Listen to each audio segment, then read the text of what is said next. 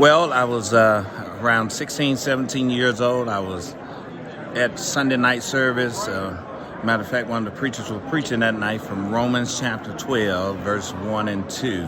It says, I beseech you, therefore, brethren, by the mercy of God, that you present your body as a living sacrifice, holy and acceptable unto God, which is your reasonable service. But at the end of that verse, he hampered on is your reasonable service. He said this word, maybe there's something that God would have for you to do that you're not doing right now. And at that very moment, the Spirit spoke in my heart and said, preach. And I was like, no, Lord, that's not what I want, And he said, preach. And I was like, but I knew that because my father was a pastor, I knew that, hey, I don't need to run from the Lord. I need to run to the Lord. And so what happened was I said, well, I don't want this to be something that I did myself, that I called myself. So I started praying and said, Lord, if you allow this to happen, and I kind of used that Gideon thing, Lord, if you do this, then I know this is you.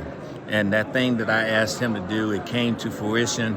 And so that Sunday when I came back from going out of town, I got up in front of the church and said, Lord, church, the Lord has called me into the gospel ministry. And so I was 17 years old, preached my first sermon in February of 1990. And so from then on, my father was my mentor. He was there helping me along the way.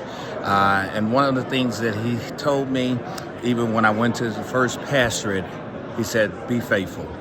God honors faithfulness. And so I'm just so thankful for him and many others that have helped me along the way, that have showed me how to be the pastor God desires for me to be. And so I praise God for that. And I want that for other young men that God is calling into the ministry. Thank you.